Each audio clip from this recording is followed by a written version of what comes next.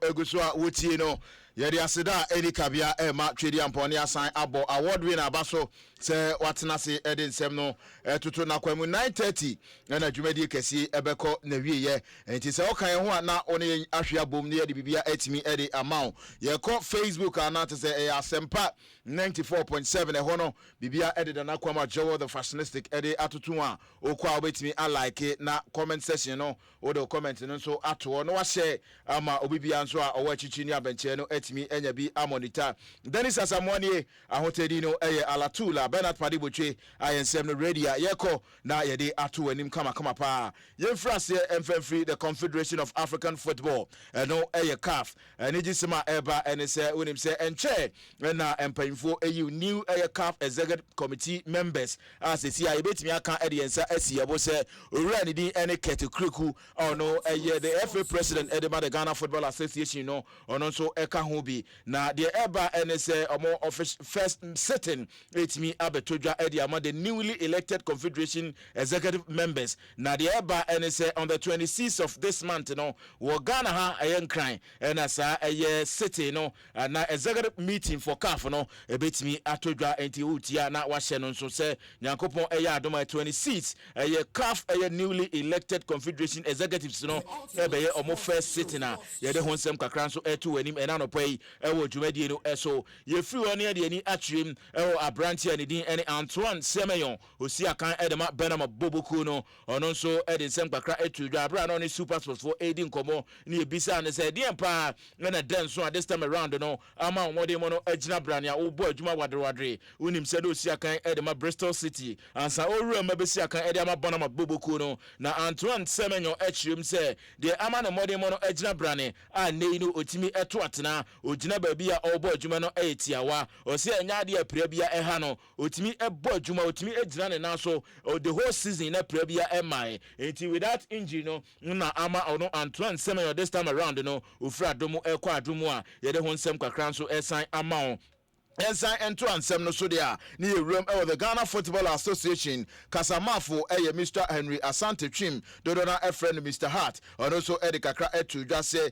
ade the Ghana Football Association no eye je bia se ombetimi atoto ne omaye na Black Stars of Ghana said the meru atwam na oba eye abibrem ha ye boy edin se Black Stars ejina ne na so obi ani obetimi ade ne ho atoto ye no omo eye committed se ombe ensure se Black Stars ebetimi aye one of the best ewo abibrem ha and also nsem kakra we call the Ghana Football Association Henry Asante Twim as the communications director for the federation and so Eddie Emaye me so ye be free ho ne yatoa Efisem no so ewo abranti ani din ene Mohamed Salisu so ne kan bosi akan ede ma AS Monaco anase AS Monaco oye defender ya rehose me so ne papa ni din ene Mr. Mohamed Abdul Karim and so enya ne ba bi ko ne no ACM the 7th of April bosumi ya yiwumi ya ne da to so enso esi Konfanochi Teaching Hospital and also arehosem kakra atodwa efi Mohamed Salisu camp eba yesi yade kuma bio na na hodo no meritie bi na papa ni din Mr. Mohamed Abdul Karim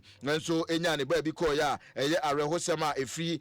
Black Stars defender Mohamed Salisu camp eba no pay utie Asempa 94.7 Efisem no yade eto wanim kama pa ye free wo na yato ansem no so e dia mawo Asempa 94.7 we the ultimate sports morning show no and I mean say baby I will be a wire crowd or wutie ye call the Black Queens so akache omutu fa e the money chiem e was Senegal from the 1st up to 9th onim say ene no 9th inti nyankopon adoma on baba belande santan ama bibia akoso preparation no mkoye e was Senegal e san so mo prepare ye na preparation no omudi kan eko Morocco eko yebi e no mo asan rem e was Senegal e no so mkoye no omo first friend lo mboy no the Triangle Lions of Senegal in the Pim so once qualify for minor tournament in Morocco first match no ye show mo kabako se akwani this year Evin Badu in enya atena ba no edema the Black Queens the Triangle Lions antimi anti no the second friendly so esan etodwa ne no ekọ na wie no na the Triangle Lions for ati omo kabako a ye nso ye antimi anti enti eno preparation no na aba na wie ye hwese ombeba bedu we eya ho sisi a ye se de be ya July bosome no ye betimi akopiem Morocco that is the Women's African Cup of Nations etimi atodwa enti eno eya hobobo amano koye ya ne omo san eberem ama bibia akoso ye be free Black Queens akache near room the 7-member committee the sports minister ate said the beya betimi aye nhwehwemu Great Resources ni wo benya Bukum Arena no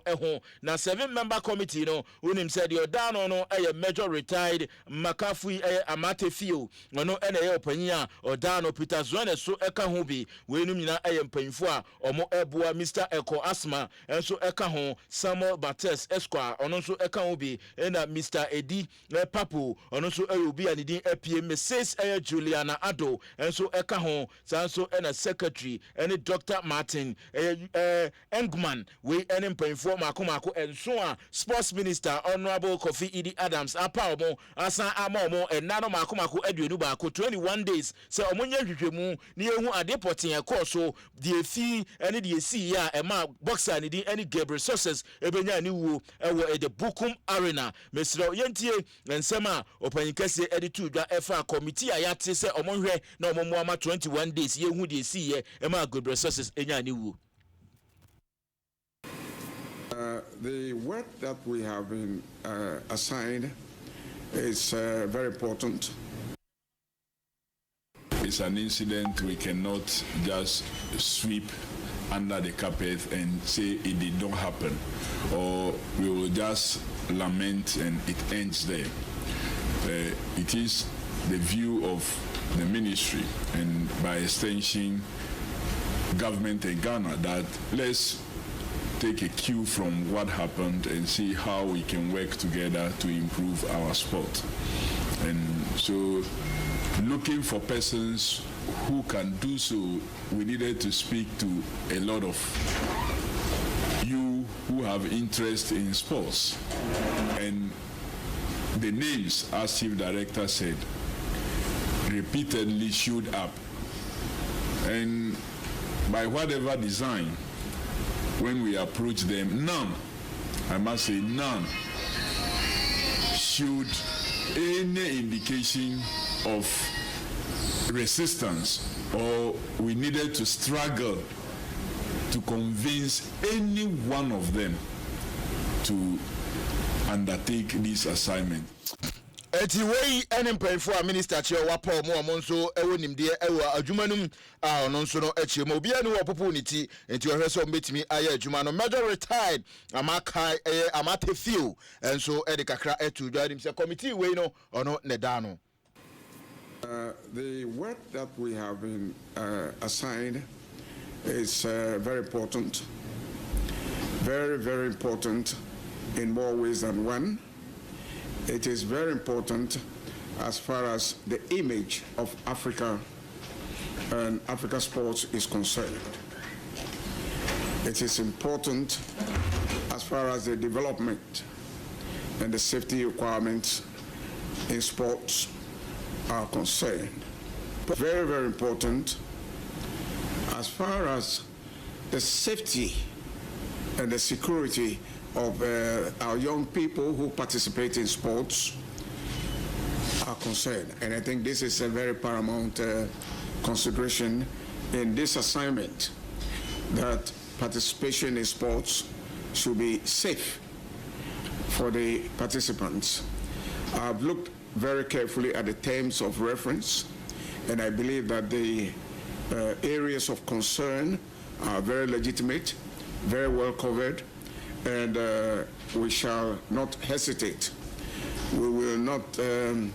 be intimidated by the enormity of this assignment, and we shall look at this work with expedition. We've been given 21 days, but I believe that we should be able to do it in less than 21 days. I was for way and in Sama a major retired Amatefio Eddie Etudra was it 21 days in the crown and Yadia Abia Ebedu. You're free on any entry from there when himself on the 26th of this month, GOC elections, Ebetimi Atudra. Aspiring GOC President Lawyer Richard Akapovi also Apokavi Nidin Kofi eka ho Richard Kofi Apokavi nso eka sai na osese wo ba GOC adia ba ko ehia pa nkabomu eni GOC enti Mr. Lawyer Richard Kofi Apokavi enchi more the mai on the show no any. Some of the few things I have to say. Number one, sports federations, more in sports, so you know even more than I do in some of these things. You're too fragmented. So the unity and the solidarity is not there. Meanwhile, say GOC represents all the sports. Say per se influence government policy. Per se influence funding. Then we must be united. One of the first things we must do is that we must all come together as one body. Eti die here nkabomu ene na ate se Lawyer Richard Kofi Apokavi ede eto yanim no enyo no nko former gov president nidi ede Mark Agri nso aspiring na no nso se ye ohwe se obetimi ene obetimi akopeke ne forms na edu ho a no nso no yato aba ede ama no as the president for GOC ono nso ede nanusu ade hunu eto yanim. Okay, my first vision is inclusivity. I think we should be all inclusive. So BI and a part. Transparency is also very important to me. Gender equality is important, and youth development is also important. Infrastructure not the only the government but to try and look for the right partnerships to develop facilities. The regional facilities are simply inadequate. And without the regional development, you will not get a national development. And, with the inclusiveness, transparency, accountability, and also youth development. And I'm very And also, Sema Ranidi and Makakri, and also pray for the presidency for GOC. And you also Ediano Etian Abatuano, and Yadia Ebaso ne Anauchina Ebaso on the 26th of this month. And Tiutia na Washington. So said the award winner Eka, interview Kessia El Hontia Bruno, Yedi Efisem no Ebesi na Yasan Atuaso. Kosra Nafa Wason Ene Weni FM ye Asempa 94.7 FM, the ultimate sports morning show the way the Wednesday's edition and Uguswa Wuchi. Dennis Asamwani Alatu.